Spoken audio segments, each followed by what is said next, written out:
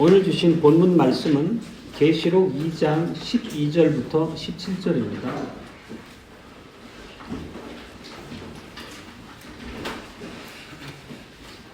오늘은 소아시아 7교회 중 버가모 교회에게 주신 말씀입니다.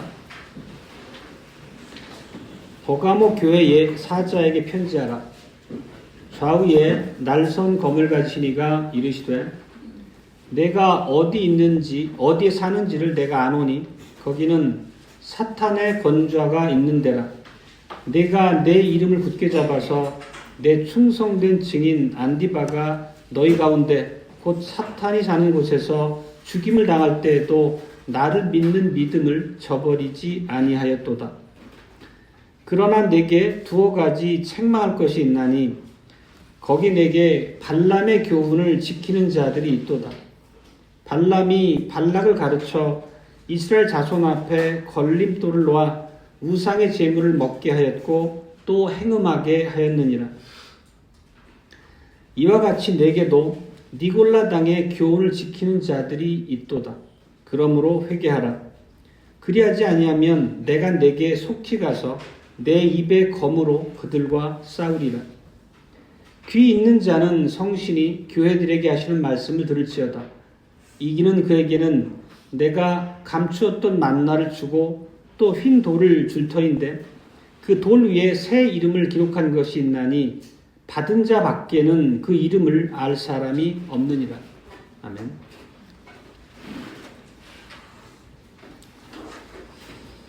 네, 오늘 설교 제목은 교회와 세상 사이에 대단히 날카로운 차이, 즉 날카로운 반립에 대해서 말씀하신 높아지신 그리스도입니다. 주 예수 그리스도의 사랑하는 형제 자매 여러분, 태초에 하나님께서는 인간과 은혜 언약을 맺으셨지만 그 마땅히 요구하신 바 백성된 신실함을 잃고 죄와 타락으로 떨어졌기 때문에 비참한 지경에 처하게 됩니다. 그렇지만 하나님은 그 사랑으로 그대로 방치하고 멸망 가운데 두지 않으시고 직접 아담과 하와를 찾아오셔서 언약을 새롭게 갱신하십니다. 그리고 더불어 그들에게 여자의 후손과 뱀의 후손, 즉 사단의 씨앗 사이에 영원한 반립을 두실 것을 약속하셨습니다. 그리고 이 반립이라는 것은 하나님께 순종하는 언약 백성과 불신자들 사이에 뚜렷하게 그어놓으신 경계선과도 같은 것입니다. 이 반립이라는 이 경계선은 결국 교회와 세상, 그리스도와 마귀 사이에 영원히 있게 될 그런 경계선입니다. 늘 반복해서 드리는 말씀이지만 우리는 이 반립을 반드시 주목하고 마음에 새기고 유지해야만 합니다. 이 반립을 흐리게 하는 어떠한 중간지대도 우리에게 허용될 수 없습니다. 이 반립이 무너지면 결국 세상과 교회가 하나가 되고 교회는 무너질 수밖에 없게 됩니다. 하나님의 계시의 말씀 안에서 그 반립이 무너짐으로 언약 백성이 하나님께 언약의 심판을 당한 예는 수도 없이 많이 나옵니다. 그 대표적인 예로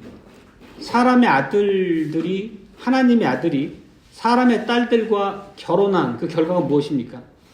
결국은 세상의 죄가 관영한 결과를 낳았고 노아의 홍수라고 하는 참혹한 대심판을 가져왔습니다. 우리들 개개인의 성도로서의 삶 가운데서도 똑같은 교훈을 우리가 명심해야 합니다. 우리들 생활에서 이 반립이라고 하는 그 경계선이 무너지게 되면 결국 언약 백성으로서의 정체성도 흐려지고 하나님의 백성다운 소명감도 잃게 됩니다. 오늘 우리 주님께서 그 편지를 보내셨던 버가모 교회 안에도 이 교회와 세상 사이에 뚜렷하게 유지하고 보존해야 될 이 반립을 무너뜨리는 그런 죄책을 가진 자들이 있었다고 하십니다. 그리고 그들을 향한 경고, 교회를 향한 경계의 말씀을 주시기 위해서 이 편지를 주신 것입니다. 좌우에 날선검을 가지신 분, 즉 예수 그리스도께서 교회와 세상 사이에 있어야 될 이 날카로운 반립에 대해서 다시 한번 일깨워 주시는 것입니다. 오늘 이제 첫 번째 주제는 교회와 세상 사이의 이 반립, 차이를 유지하라는 명령에 대해서입니다. 먼저 우리는 이 버가모라는 도시가 어떤 도시였는지 그 주변 환경이나 여러 가지 지정학적 요소들을 간단하게 살피고 이해하고 들어가는 게 좋겠습니다. 버가모는 그 지대가 한 해발 300m 정도 위치한 고지대에 있는 도시였습니다. 예를 들어 옆에 있는 모락산이 해발 한 380m 되니까 거의 모락산의 8분응선쯤 되는 높이에 있는 도시였던 겁니다. 그러면 이 지대가 높다는 것은 그 주변 넓은 지역을 내려다볼 수 있고 관할하기 유리하기 때문에 로마의 강력한 군대 주둔지가 그 안에 있기도 했습니다. 그리고 고고학적 발굴의 결과들을 보면 이 버가모는 문화가 고도로 발달된 지역이었다고 합니다. 그 발굴의 결과들을 보면 그 안에 극장도 확인이 되고 또 아름다운 그런 건축물들이 많았던 것으로 보입니다. 특히 그 안에는 아주 많은 신전들이 있었습니다. 그리고 20만 권이 넘는 책을 소장했던 그런 도서관도 있었다고 합니다. 그러니까 학문과 문화가 매우 발달했고 고도로 그 문화를 즐기는 사람들이 있었던 그런 지역입니다. 그러나 주님께서 당신의 교회인 버가모 교회에 쓰신 편지를 보면 이런 말씀을 시작을 하십니다. 내가 어디에 사는지를 내가 아노니 거기는 사탄의 권좌가 있는 데라. 참 놀라운 말씀입니다. 방금 버가모 교회의 형편을 말씀드렸듯이 고도로 문화가 발달된 지역이고 아름답고 멋진 건축물들도 많은 그런 도시였는데 한마디로 사탄의 권좌가 있는 데라고 그 도시 전체의 악함에 대해서 한마디로 정의를 해버리십니다. 왜 이렇게 험악한 말로 이 도시를 말씀하고 계십니까? 이 사탄의 권좌라는 표현을 쓴 만큼 이 버가모 교회는 아주 하나님을 거슬러 행하는 악한 그 대표적인 근거가 있는데 앞서 말씀드린 것처럼 버가모 도성에는 많은 신전들이 있었습니다.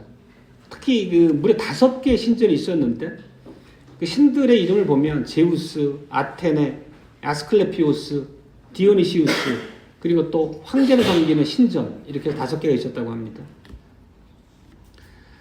이 각각의 신전들을 통해서 드려지던 그 숭배가 어떤 것인지 대략적으로 우리가 이해하고 들어가는 게 좋겠습니다.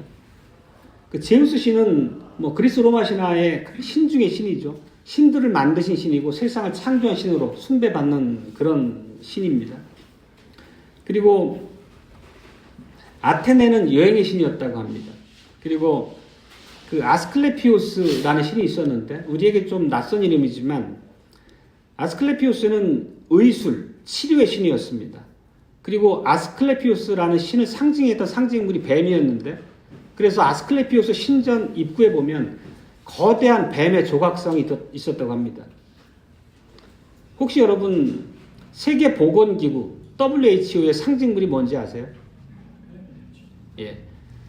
그 이제 큰 지팡이 같은 거에 뱀이 휘감고 있는 형상입니다. 그게 뭐냐면 아스클레피오스 신이 가지고 다니던 지팡이였습니다. 그러니까 아스클레피오스는 의술과 치유의 신이었는데 요즘 우리 문화 안에도 그런 것들이 뚜렷하게 자리를 잡고 있다는 뜻이기도 합니다. 그리고 이 아스클레피오스 신전에는 제사장들이 있었는데 매우 독특하게도 그 병을 치료받기 위해서 그들 앞에 나온 신자들에게 휜 돌을 주었다고 합니다. 오늘 제 읽었던 본문에도 휜 돌이라는 표현이 나오는데 그들에게 휜 돌을 주었던 것은 일종의 부적과도 같은 의미로 그 안에 신비한 이름이 새겨진 것을 주고 그것을 품에 품고 자기 병의 치유를 기대하면 낫는다는 이제 그런 이제 미신적인 상징물처럼 여겨졌던 것입니다. 그리고 그 디오니시우스라는 신을 좀 들어보셨을 겁니다. 바카스라는 이름으로 불리기도 하죠. 그리스 로마 신화에 따라서. 이 디오니시우스는 포도주와 연회의 신이었습니다. 결국 포도주와 연회라는 것은 인간의 이 생활, 삶의 기쁨을 이제 상징하는 것들인데, 실제 그 도시에 있던 많은 노동조합이나 상인연합회 같은 그런 단체들과 직접적으로 연관이 돼 있던 신이었다고 합니다. 그래서 그들이 이렇게 노동조합을 결성한 것은 그냥 단순히 사람들 간의 결사체가 아니라 우상적인 요소를 담은 그런 모임으로 진행됐습니다. 그래서 그런 이제 조합이 결성될 때 디오니시우스 신 앞에 가서 숭배하고 정해진 절차에 따라 제의를 거행을 하고 그 앞에서 축제와 연회를 벌이고 술로 만취된 상태에서 음란한 행위로 제의를 끝마치는 그런 의식을 갖고 있는 우상이었다고 합니다. 실제 이런 것들을 보면 하나하나가 우리가 사는 삶과 연결된 걸 즉시 알 수 있습니다. 디오니시우스 같은 경우는 우리가 먹고 사는 문제, 우리 일터와 사업장의 문제와 관련된 우상이었고, 아스클레피우스 같은 경우는 우리의 건강, 우리가 삶의 과정에서 만나는 많은 그런 위험 요소에 대한 보호, 이런 것들을 의미했고, 이 하나하나가 실제 우리가 생활 속에서 우리도 모르게 빠져드는 그런 생활적인 우상의 요소들과 연결도 있었다는 의미입니다. 그리고 로마 군의 큰 주둔지가 버가모였던 것처럼 버가모는 또 황제를 숭배하는 그런 신전이 있었습니다. 서머나 교회에서도 황제를 숭배하는 신전이 있었고, 거기에 절하지 않는 서머나의 교인들이 얼마나 이제 서머나의 주민들로부터 핍박을 받았는지 우리가 살핀 바가 있습니다. 그래서 이렇게 우상 숭배가 만연해 있는 이런 버가모에 대해서 예수님께서 한마디로 평하시기를 사탄이 버가모의 건좌를 틀고 있다 이렇게 얘기하시는 겁니다. 그들은 일상 자체가 우상 숭배였던 것입니다. 좋은 날씨가 필요하면 제우스한테 가고 병치료가 필요하면 아스클레피우스에게 가고 또 기타 등등 신들을 섬기면서 자기들의 삶의 근거를 삼고 삶에서의 본인들의 번영을 계속 기원했던 것이죠. 우상 숭배가 정말 이렇게 생활화되어 있던 것인데 실제 그 본질적인 요소를 보면 우리가 사는 오늘날의 세상의 문화나 사람들의 의식 구조도 크게 다르지 않습니다. 그렇지만 이 여러 신들이 숭배받고 있었음에도 불구하고 이 신들 간에는 전혀 갈등이라는 것이 없었습니다. 그냥 이 신을 섬기다가 필요하면 저 신도 섬기고 그런 것들에 대해서 어떤 나만 섬기에도 이런 그런 이제 단일 신을 주장하는 그런 문화가 전혀 아니었다는 것입니다. 상황에 따라서 자기 형편에 맞게 그냥 신을 골라 섬기면 되는 거였습니다. 필요하면 2개 섬기든 전체를 섬기든 관계가 없었던 거죠. 결국 이런 그들의 우상숭배적 문화 배후에는 당연히 사탄이 자리 잡고 있었을 것입니다. 그들이 이렇게 우상숭배에 빠져 젖어 살았다는 것은 사탄의 통치가 그 버가모라는 도시에 강력하게 역사하고 있었다는 증거죠. 그래서 그런 면에서 보면 버가모는 그러니까 지옥의 그 문턱에 있는 그런 도시와도 같았던 것이죠. 그런 삶의 궁극의 모습은 결국 하나님의 진노를 사서 두 번째 죽음, 즉 영원한 멸망으로 떨어질 수밖에 없는 그런 완벽한 모습을 갖추고 있었던 도시였다는 뜻입니다. 그런데 이렇게 흉악한 사단의 권좌가 있는 도시임에도 불구하고 예수님께서는 그 버가모에 당신의 교회를 두셨습니다. 그 당시는 실제 예수님께서 십자가의 모든 사역을 성취하시고 승천하신 지 얼마 되지 않은 시점이었기 때문에 아마도 작은 몇 명 안 되는 그런 교회였을 것입니다. 그렇지만 그들은 온 도시가 사탄을 숭배하고 여러 우상을 숭배하는 그런 악에 빠져 있을 때 예수 그리스도만을 자기의 왕이자 주인으로 섬겼던 신실한 자들이었습니다. 그랬기 때문에 오늘 편지에서도 예수님께서는 이들을 향해서 칭찬의 말로 시작하셨던 것입니다. 13절에 보면 내가 내 이름을 굳게 잡았다. 내 이름을 굳게 잡았다는 것은 예수 그리스도를 확고하게 붙잡았다는 것입니다.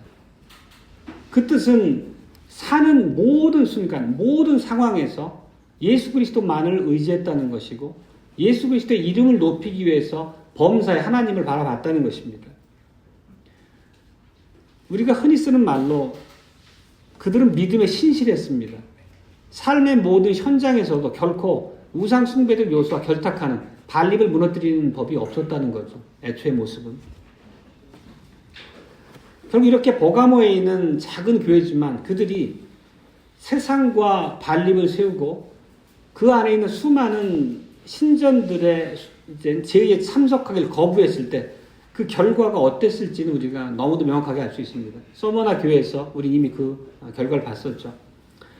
직장에서 퇴출당했을 것이고 조합에 가담하지 않았기 때문에 또 그리고 다른 신들을 예배하지 않는다는 이유 때문에 여러 가지 핍박과 또 목숨의 위협도 당했을 것입니다.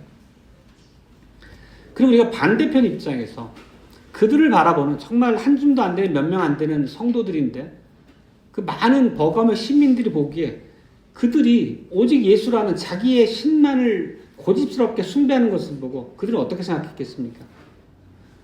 쟤들은 참으로 어리석다. 도무지 이해할 수가 없다. 정신 나간 사람들 아니야? 그냥 다른 신도 섬기고 자기들의 신도 섬기면 모든 게 편안하고 복도 두루두루 받을 텐데 왜 저러나 이런 시선으로 그들을 바라봤던 거죠. 요즘도 절대 진리를 우리가 다 상대화한다는 그런 흐름, 포스트 모더니즘에 대해서 말씀드린 바가 있었습니다. 그냥 종교적인 면에서도 무분별하게 관용하는 이제 그런 이제 가치관들이 널리 퍼져 있습니다. 그러니까 오늘 이 버가모 도시의 모습을 보면 이런 포스트 모더니즘이라고 하는 이게 이제 말 그대로 후기 현대주의인데 이런 게 이미 수천 년 전에도 있었다는 것을 알 수 있는 거죠. 이런 우상숭배적 요소, 세상과 하나님을 겸해 섬기는 게 인간의 본성, 부패한 본성에 깊이 자리 잡혀 있다는 것입니다. 전도서의 말씀처럼 해 아래 새 것이 아무것도 없다는 것입니다. 우리가 에베소 교회에 보낸 편지에 살펴봤던 니골라당도 혼합주의적 속성을 지닌 우상이었다는 걸 배운 바가 있습니다. 아데미 여신 제의도 참석을 하고 영지주의나 그런 신비주의 같은 다른 이단들을 교회 안에 끌어들이고 동일한 혼합주의적 특성을 지니고 있었던 거죠. 사탄은 이런 면에서는 대단히 관용적입니다. 아까 버가모에 따른 주민들이 너희 신도 섬기고 우리 신도 섬겨. 그러면 너희도 편하고 우리 눈에도 너희들이 전혀 싫은 모습이 아니지 않을 거 아니야. 이런 얘기를 했잖아요. 결국 이건 사단적인 마귀적 생각입니다. 사단은 그런 면에서는 매우 관용적입니다. 나만 옳다. 예수 그리스도만이 유일한 신이다. 라는 이런 배타적 입장을 취하지 않으면 전혀 우리를 사탄이 못 살게 굴지 않습니다. 우리는 미워하지도 않을 거고요. 그렇지만 우리가 명시적으로 부처상 앞에 가서 절한다거나 다른 어떤 우상 앞에 가서 절하는 그런 실제적인 우상을 숭배하는 그런 모습이 아니라 하나님만을 섬겨야 된다는 일계명은 훨씬 더 포괄적이고 우리 삶의 현장에서 실천적인 문제와 연결되는 걸 잘 아실 겁니다. 하나 예를 들어보자면 우리가 매주 교회에 나오고 있습니다. 그리고 오직 예수님만 하나님이시다 라고 우리가 고백을 한다면 어떻게든 우리 신앙을 걸려 넘어지게 하겠지만 만약에 우리가 교회는 나오지만 내가 만약에 병이 걸리고 몸이 아팠을 때 하나님께 아뢰기보다는 그냥 우리에게 주신 수단들이죠. 약이나 우리가 먹고 나는 치료약이나 그 의사의 손길만을 맹목적으로 의지하고 내 병이 낫길 바란다면 그럼 우상숭배가 다르지 않습니다. 만약 우리가 그런 정도의 신앙이라면 사탄이 우리를 싫어하지 않는다는 것입니다. 당연히 우리는 머리로서는 우리의 생명과 건강이 오로지 주님의 장중에 있다는 것을 압니다. 그렇지만 실천적으로 내가 덜컥 병이 걸렸으면 그냥 병원에 가고 약을 타서 먹으면서 전혀 하나님과 무관하게 병의 치료 방법을 구하고 오로지 그 수단들만을 맹목적으로 의지한다면 그것은 사실은 우상숭배적 태도와 다르지 않다는 것입니다. 당연히 우리가 머리로서야 하나님께서 우리를 보존하시고 치료하지 않으시면 어떤 명약, 명의도 무용지물인 것은 안다고 하겠지만 실제 우리가 내가 정말 내 몸에 병이 찾아왔을 때 하나님 앞에 무릎을 꿇고 기도드리면서 주님의 뜻이 무엇인지 주님 앞에 이런 나에게 어려움을 주신 건강상의 위기를 주신 이유가 뭔지 그분의 뜻을 구하고 그 안에서 하나님의 자유로 손길을 의지하는 믿음 가운데 하나님이 주신 수단으로서의 약과 의사를 의지한다면 마땅한 믿음의 자세로 합당하겠죠. 실제 우리가 일계명을 거부하는 이런 혼합주의적인 신앙을 갖는 것은 여러 가지가 있을 것입니다. 우리가 주일날 이렇게 예배드리고 시편으로 주님 찬송하고 또 같은 믿음의 형제 자매들과 교제하지만 월요일날 세상에 나가면 교회는 머릿속에서 싹 지우고 그냥 세상적인 방식으로 경제활동을 하고 세상적인 지인들과 더불어 세상의 문화를 만끽하며 지낸다면 그거 역시도 혼합주의적인 양태를 지닌 신앙일 것입니다. 버가모 교회도 마찬가지일 것입니다. 만약 버가모의 그리스도인들이 자신들의 신인 예수 그리스도를 섬기되 다른 신전도 찾아와서 숭배했다면 사탄이 그들을 괴롭히지 않았을 것입니다. 그들의 모든 삶의 형편을 그냥 흘러가는 대로 놔뒀을 것입니다. 그렇지만 그렇지 않았죠. 우리가 늘 고백하는 바지만 우리 주님 예수 그리스도께서는 결코 이것을 용납하지 않으십니다. 자신의 영광을 하나님의 보좌를 그런 다른 신들 우상과 결코 나누시지 않습니다. 버가모 교회가 바로 그런 가르침에 합당한 예배의 방식으로 그들의 신앙을 예수 그리스도 앞에 드렸던 것입니다. 만연한 우상 숭배 속에서도 한치도 양보하지 않고 오직 주님만을 자신들의 삶의 주인으로 고백했습니다. 만약 그들이 그런 신앙의 자리를 이탈하거나 타협한다면 그 결과가 둘째 죽음이었다는 것을 잘 알았던 것이죠. 그래서 버가모 교회는 그런 이제 혼합주의의 위험성에 대해서 너무 잘 알았기 때문에 그들은 고난과 궁핍을 받아들이고 인내했습니다. 이렇게 말씀하십니다. 예수님께 다시 한번 13절 보겠습니다. 내가 내 이름을 굳게 잡아서 내 충성된 증인 안디바가 너희 가운데 곧 사탄이 사는 곳에서 죽임을 당할 때에도 나는 나를 믿는 믿음을 저버리지 아니하였도다.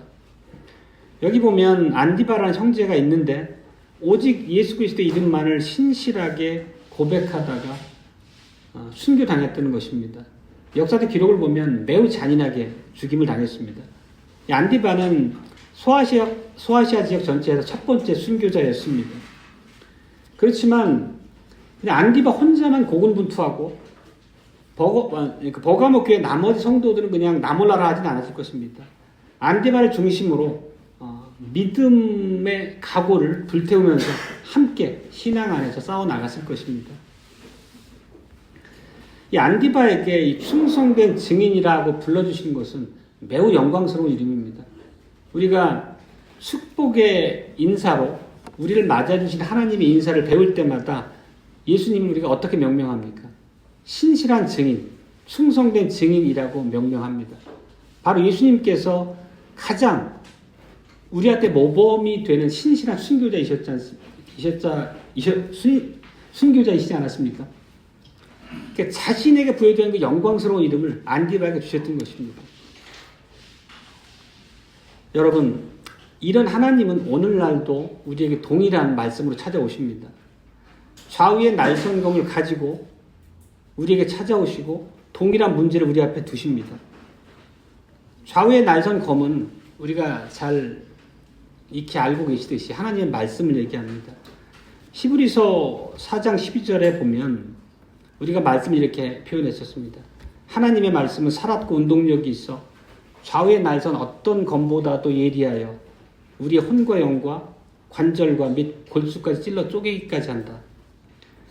결국 오늘 예수님께서 하나님의 말씀인 좌우의 날선 검을 가지고 우리 앞에 보내신다는 것은 우리에게 버가모 교회에게 요구했던 것과 동일한 언약적 이해와 결단을 요구하시는 것입니다. 분별력을 갖도록 일깨우시는 것입니다.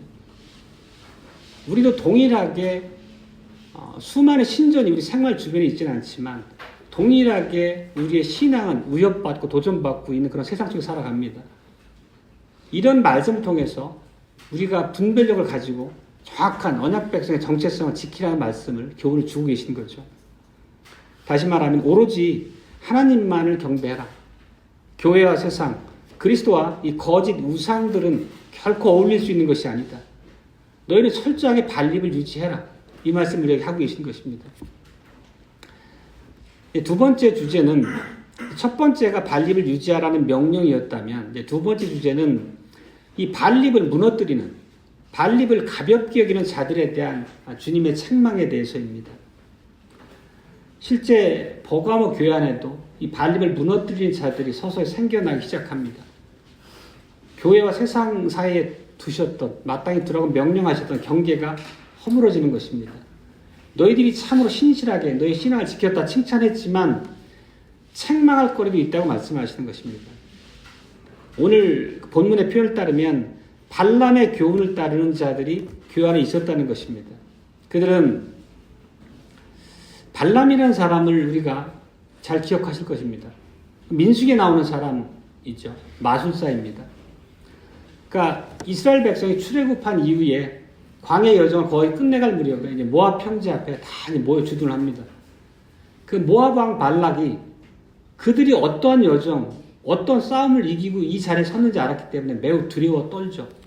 그러면서 그들을 어떻게 하면 이기고 자기의 피해를 보지 않을까 전전긍긍하다가 이제 지혜를 얻어서 발람이라고 하는 유명한 마술사가 있다는 걸 듣고 그 발람을 거금을 주고 초청을 해서 이스라엘 백성을 저주하도록 그렇게 요청을 합니다.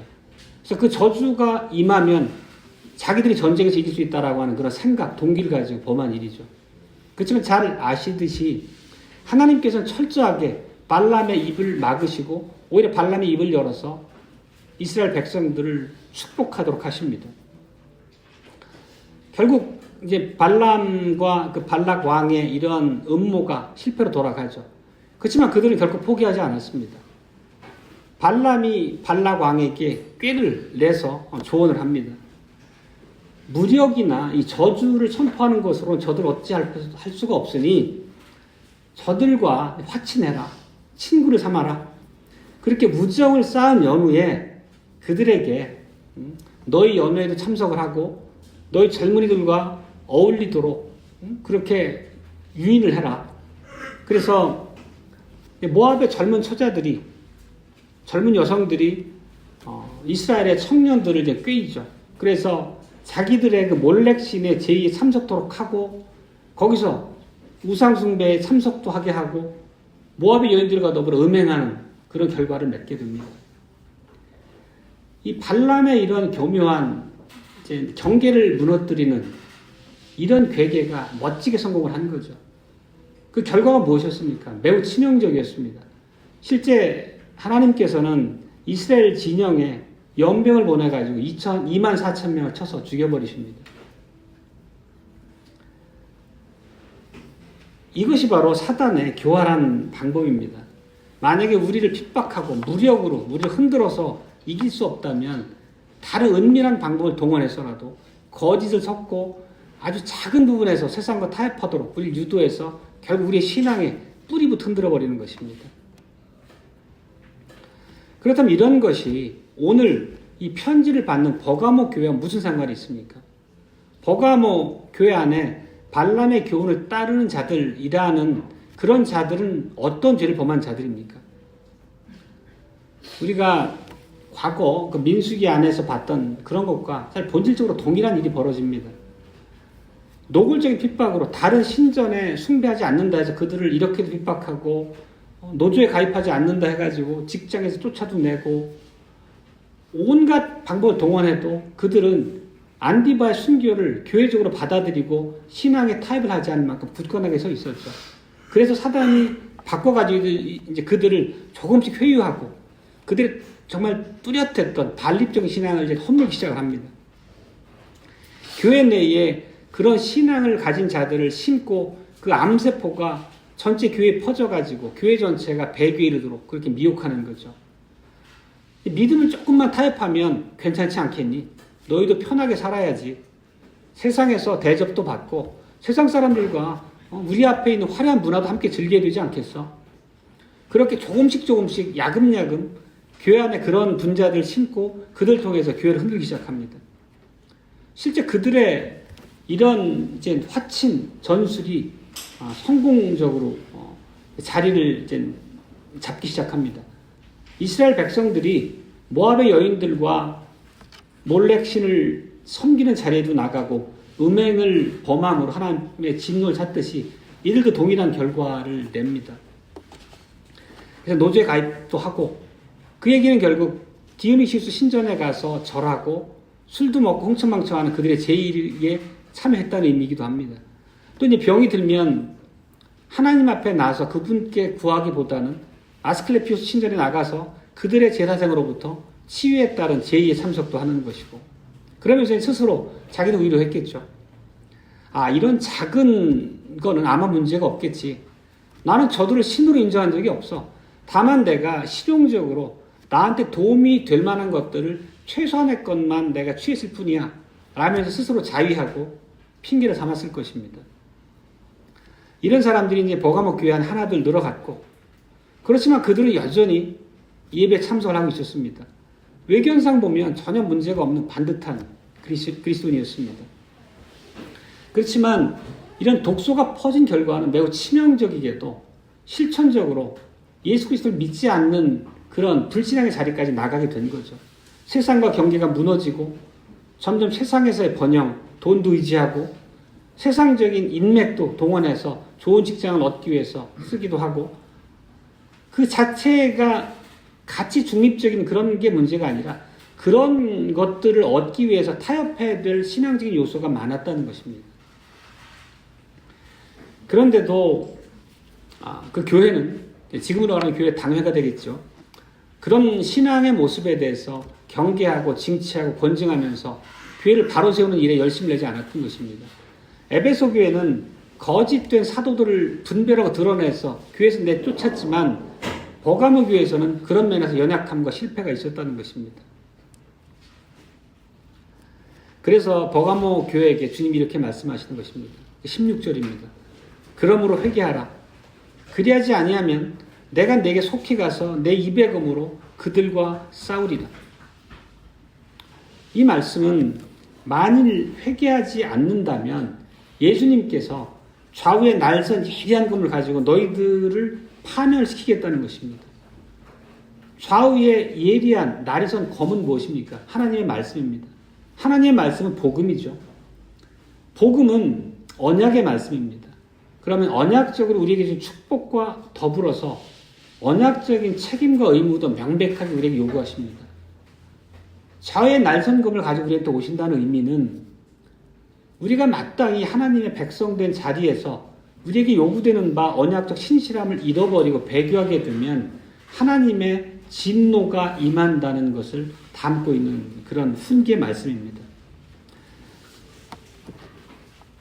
실제 이 발람이라는 인물은 그 이스라엘 당대에도 이제 천사가 그 나귀한테 말을 주어서 발람을 탐해하기도 하죠. 그를 꾸짖기도 합니다.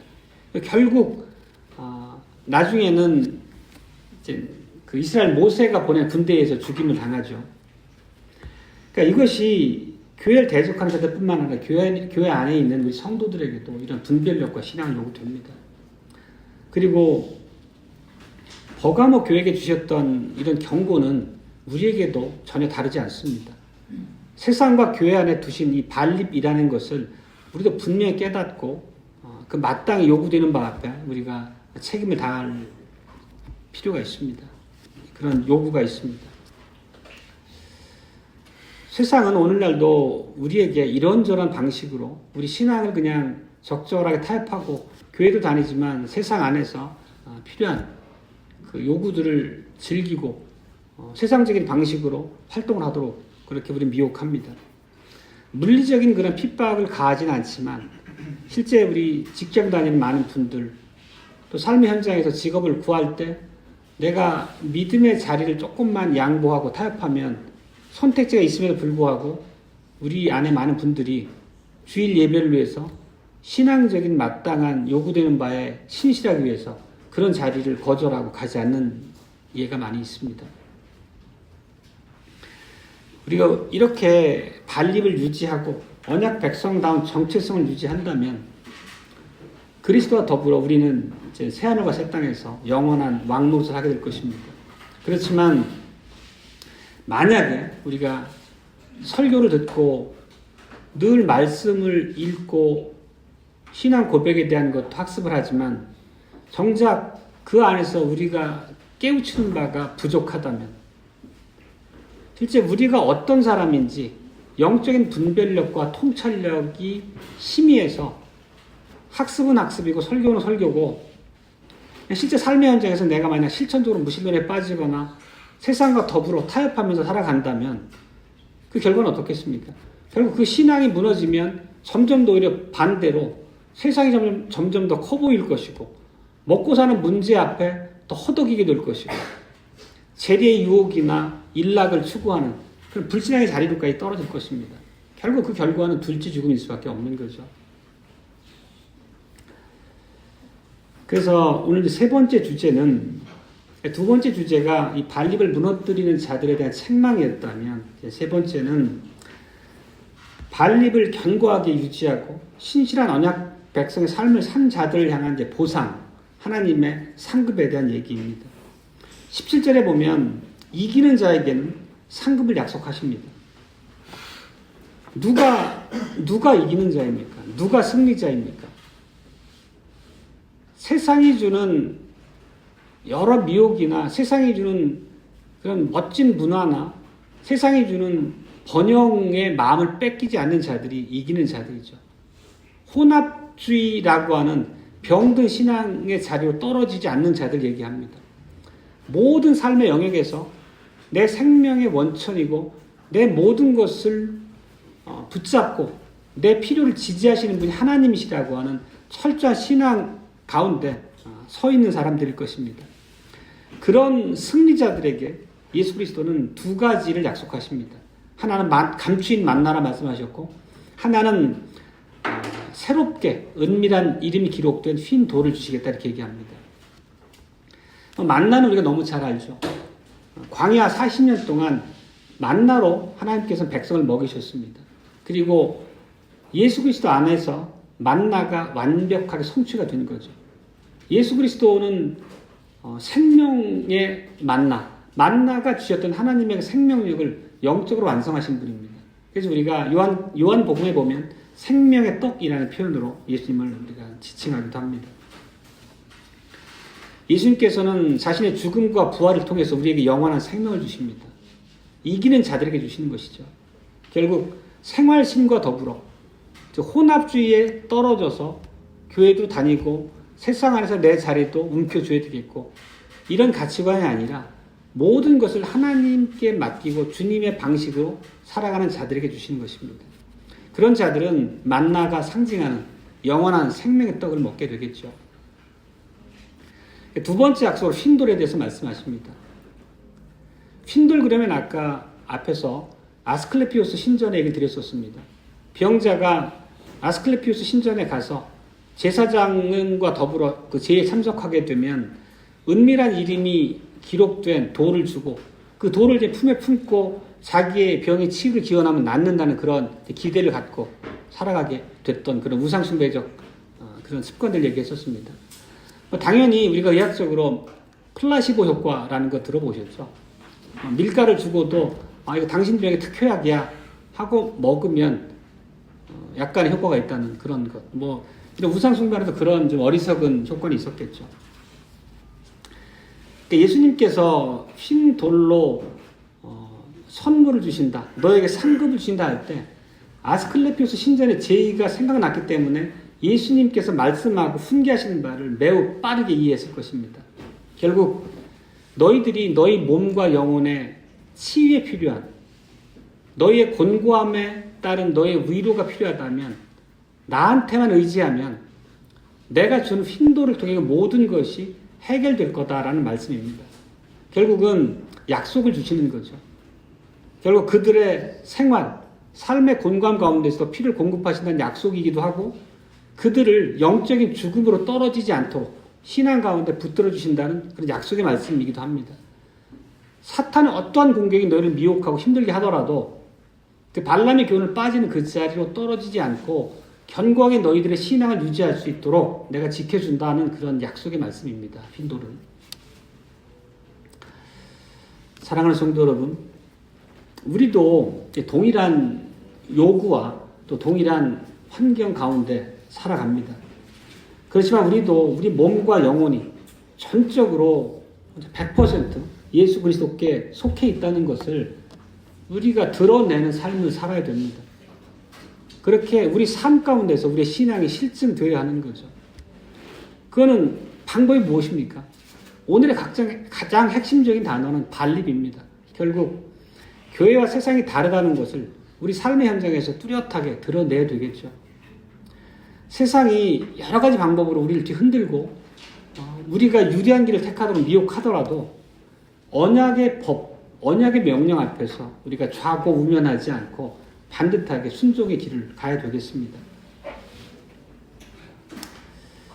우리 예수님은 우리가 사는 이 세상이 사단의 권좌가 있는 곳이라는 것을 모르지 않으십니다. 예수님은 우리의 연약함을 체휼하지 못하시는 분이 아닙니다. 오히려 우리가 상상할 수도 없을 만큼 마귀의 시험 앞에 승리하셨던 예수님입니다. 완전한 인간이셨던 예수님은 우리가 얼마나 몸과 영혼이 연약함 가운데 처할 수 있는지 직접 경험하셨던 분입니다. 그분은 우리를 끝까지 보존하시겠다는 약속을 버가목에 주셨던 것처럼 우리 앞에 똑같은 말씀을 두시는 것입니다. 그리고 이렇게 세상과 교회에 그어두신 그 반립을 철저하게 선명하게 유지하라고 하는 예수님께서는 우리로 하여금 그렇게 할 수 있도록 힘주시고 이끄시겠다는 약속과 더불어 우리에게 그 명령을 주시는 것입니다. 명령을 주시고 그 명령의 수행은 너희가 알아서 해라. 너희 힘으로 해라. 너희 의지로 이겨내라. 이런 말씀하시는 게 아닙니다. 실제적으로 은혜로서 우리가 그 모든 삶의 현장에 미혹을 감당할 수 있도록 격려하시고 지키시겠다는 약속과 더불어 주십니다.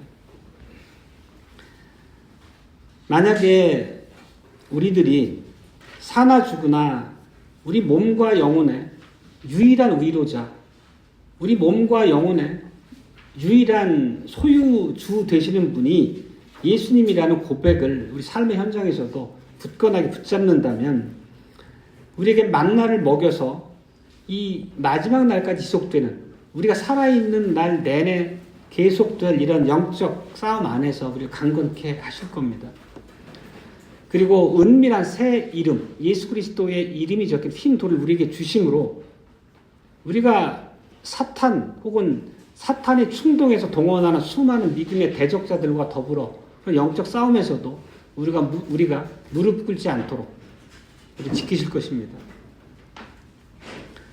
오늘 이 버가목 교회를 향해 주신 이 말씀은 동일하게 우리를 향한 말씀이기도 하다는 것을 마음에 새기고 이번 한 주간도 또 우리가 이 생을 살아가는 내내 승리하시기 바랍니다.